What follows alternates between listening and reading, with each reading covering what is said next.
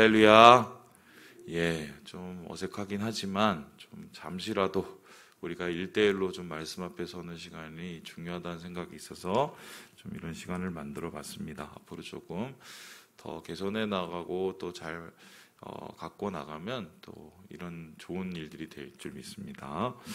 오늘 우리는 말씀 속에서 하나님께서 어제의 말씀에 이어서 성소에서 지어질 예물 그 안에 기구들을 만드시는 장면을 봅니다.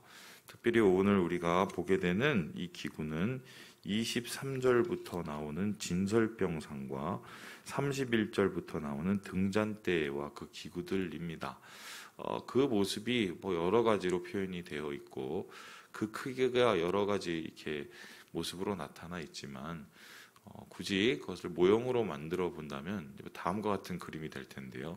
우리 한번 진설병상 보여주시죠. 저기에 보는 것처럼 이 상이 하나가 있습니다. 그 상은 일반적인 상하고 조금 다른데 이렇게 옆에 고리를 깨어서 들게 만들고요. 그리고 이렇게 보니까 턱이 있어갖고 그 턱에서 이게 다른 것들이 떨어지지 않게 만드는 이런 모습이 있습니다. 그런데 이 상의 역할은 뭐냐면 하나님 앞에 매일매일 드려지는 이 떡을 뜻합니다. 떡. 그래서 이 떡을 이스라엘 백성들이 하나님 앞에 매일 드릴 수 있었던 이유가 뭡니까?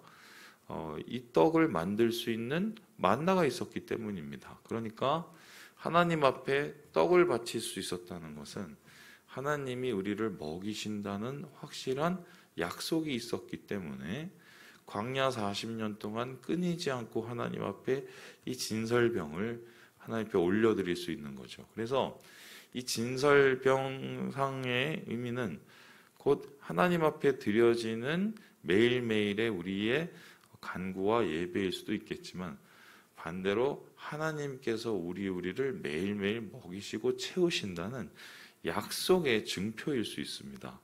그리고 또한 저기에서 함께 보고 있는 이 등잔대는요, 살구꽃 이 가지의 형상을 가진 이것은 보시다시피 이제 순금으로 만들어지는데 여러분 그 앞에서부터 쭉 보신 분은 알겠지만 이 성막 안에 성소와 지성소는 이 몇 겹의 재료로 덮여져서 만든 견고한 텐트입니다. 텐트인데 되게 견고하게 옆에 이렇게 치고 쳤죠.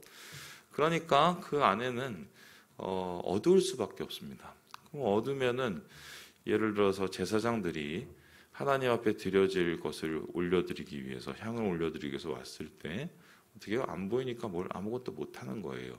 그러니까 그 성소 내부를 밝힐 조명이 필요한데 그 조명의 역할을 감당하는 것이 바로 이 등잔대입니다.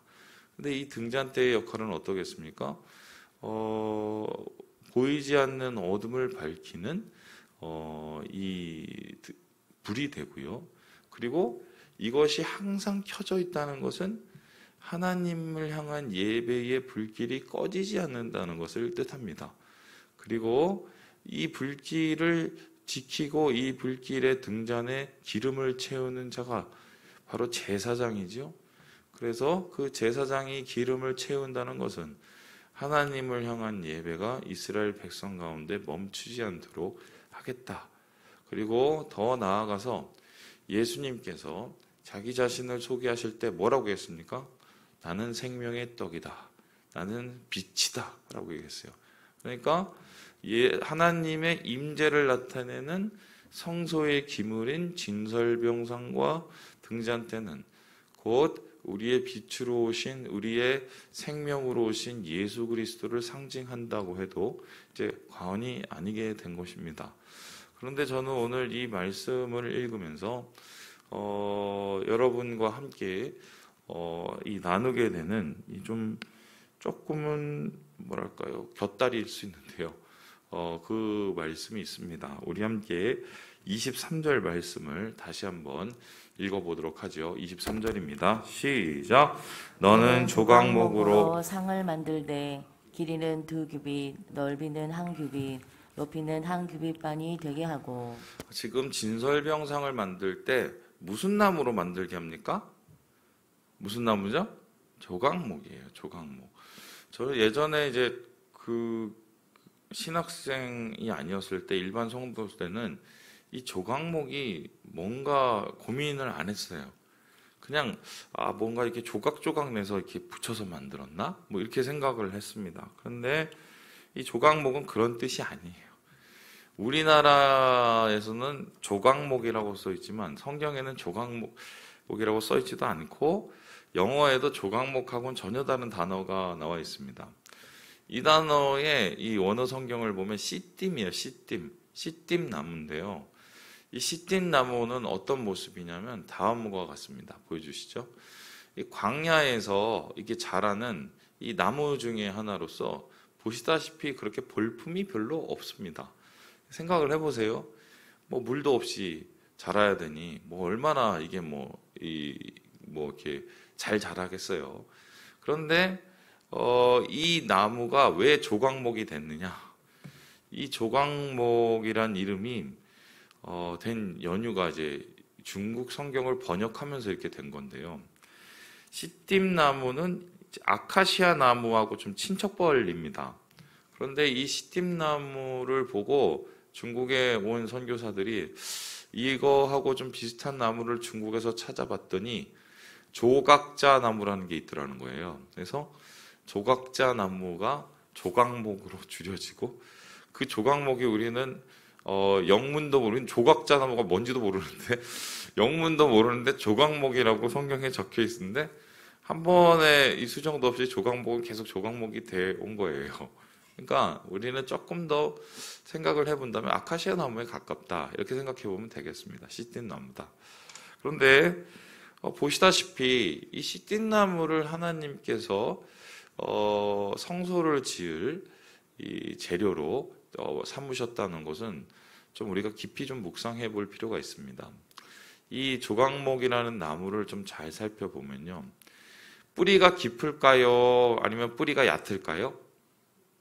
뿌리가 깊습니다. 왜 깊을까요? 광야에 물이 없으니까 어떻게 해요? 어떻게든 물을 캐려고 뿌리를 밑으로 내립니다. 내려서 물의 근원까지 내려야 되니까 이 뿌리가 깊을 수가 밖에 없어요.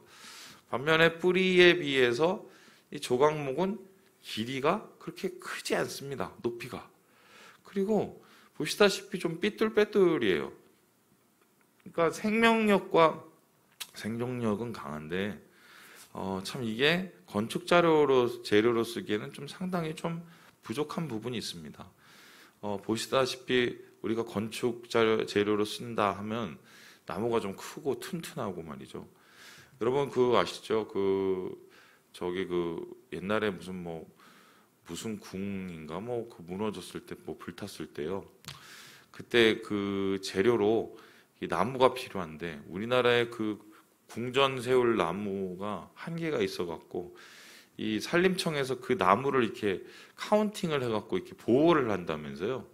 이제 그만큼 우리나라에서 궁전 세울 좋은 나무라는 것은 어떻게 보면 이제 굵고 튼튼하게 생긴 그런 나무인데 이에 반해서 이 조각목이라는 것은 사실 참 볼품없는, 참 별거 없는 나무입니다.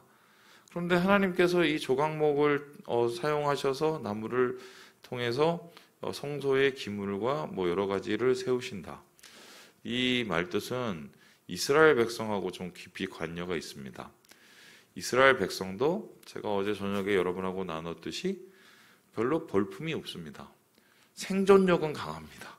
어떻게 보면은 광야에서 살아남을 시띠나무처럼 이스라엘 백성들도 척박한 환경 속에서 노예로 살았지만 그래도 70명 사람이 200만이 될 만큼의 생존력을 가지고 있는 사람들이었죠. 하지만 그 사람들 볼품 없었습니다. 노예 근성 버리지 못하고 그 다음에 삶 속에서 정말 제일 바닥의 생활을 하니까 뭘 기대할 수 있겠어요? 그런데 하나님께서 이러한 십진나무를 통해서 성소를 지으셨다는 것은 곧 별것도 아니고 모자란 이스라엘 백성을 통하여서 하나님의 거룩한 백성으로 거룩한 나라로 만들었다는 거고 일맥상통하게 됩니다. 그리고 더 나아가서 예수님께서 이 세상에 오셔서 사역을 하실 때 볼품 없는 사람을 많이 부르셨어요. 예수님 주위에 오는 사람들이, 많은 사람들이 어떻게 해요? 죄인이었고, 아니면 사회 하층민이었고, 아니면 뭔가 결핍이 있는 사람들이 많았단 말입니다. 그래서 어떻게 보면 이 조각목 같은 이스라엘 백성, 조각목 같은 이 예수님의 사람들을 통해서 주님은 그들을 거룩하게 만드시는 작업을 해나가시는 것, 오늘 말씀 속에서 찾아보게 되는 것입니다. 그런데 어떻게 이들을, 이 시팀나무를 그 볼품 없는 그대로는 쓸 수 없으니까 왜 그렇게 사용을 하셨을까? 예, 우리 함께 24절의 말씀을 같이 한번 읽어보도록 하겠습니다. 24절의 말씀입니다. 24절 말씀입니다. 시작. 순금으로 싸고 주위에 금태를 두르고. 어떻게 했대요? 순금으로 쌌대요. 금태를 두르대요. 그러니까 이것 자체는 참 보잘것없는 나무지만 이 위에 금을 입혔어요. 우리도 참 보기에 보잘것없는 사람들이지만 하나님이 우리 이 죄인인 우리에게 하나님의 은혜를 입혀주지 않았습니까? 예수 그리스도의 제자들 참 보잘것없는 사람들이었지만 예수님께서 그들에게 성령의 역사로 능력을 입혀주셨지요. 주님께서 사람을 사용하실 때는 그 사람의 자격과 지위와 신분이 중요하지 않습니다. 그가 하나님의 은혜를 받을 준비가 되어 있는가, 그 은혜를 온전히 주님 앞에 사용할 그럴 사명의 준비가 되어 있는가를 보시는데, 마치 광야에서 주님 앞에 드려질 성소의 기물로 사용되는 조각목처럼 오늘날도 하나님께서 그런 자들을 찾고 계신다, 이렇게 말할 수가 있겠습니다. 그렇다면은 실제적으로 이러한 조각목을 세울 때, 조각목으로 이것저것을 만들 때 이 사람들에게서 혹은 이 조각목에게서 하나님이 원하시는 것은 무엇일까? 조금 더 공부를 해보면 이 40절에 좀 그 이야기를 찾을 수가 있겠습니다. 우리 40절 말씀을 같이 한번 읽어보겠습니다. 시작. 너는 삼가 이 산에서 내게 보인 양식대로 할지니라. 자기 멋대로 만들지 말고 주님이, 하나님이 가르쳐준 대로 만들라고 했어요. 그러니까 일단 십팀나무가 오면은 뭘 해야겠어요? 대표질로 다듬어야겠죠. 장가지 다 쳐내죠. 그리고 어떻게 해요? 그 규빗, 그러니까 시수대로 잘려줘야 돼요. 그리고 그것에다가 금박을 또 입혀야 돼요. 그렇다면은 우리가 예수 안에서 주님이 원하시는 거룩한 백성으로 거듭난다는 것은 어떤 뜻입니까? 이러한 연단의 과정을 통해서 우리가 다듬어져 가고요. 그 다듬어짐을 통해서 하나님의 순종을 배워가는, 주님의 뜻을 순종함으로 이루어가는 사람으로 하나님께서 우리를 세워가신다는 것입니다. 사람이 실력을 만드는 것보다 더 어려운 게 겸손과 순종을 배워가는 거예요. 실력이 많고 학식이 많은 사람일수록 사실 겸손과 순종을 배우기가 더 어려울 수도 있습니다. 그래서 오늘날 하나님이 찾으시는 성소의 거룩한 기물과 같은 주님이 쓰시는 자가 누굴까 했었을 때 연단을 통해 다듬어지고 또한 그 속에서 주님 안에서의 겸손과 순종을 배우는 자다. 오늘 말씀을 통해서 우리가 그것을 찾게 됩니다. 그러니까요, 여러분, 고난이 여러분에게 닥쳐오는 것을 그냥 피하거나 또한 싫어하거나 증오하는 마시고요. 물론 하나님께 피할 길을 달라고 기도도 하시고 그것을 이길 만한 능력을 달라고도 기도하셔야겠지만, 고난을 통해서 나를 빚어가신다는 것을, 이러한 광야의 삶을 통해서 나를 연단해 가신다는 것을 우리가 생각할 때 좀 마음이 좀 여유가 생길 수 있습니다. 그리고 이러한 연단 끝에 내가 순종하고 겸손한 사람이 되어서 주의 뜻을 이루는 자가 되게 하나님이 하신다. 모세는 40년이 걸렸어요.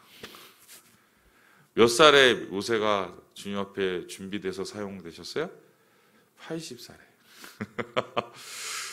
예, 광야 40년이 그를 연단으로 만들어서 시띠나무 같이 그를 사용되는 자로 만들었죠. 오늘도 주님께서 그렇게 우리를 찾으신다는 걸 기억하시고 이 부르심에 아멘으로 나아가시며 주님이 쓰시는 귀한 사람들로 서가시는 주의 백성 되시길 주님의 이름으로 축원합니다.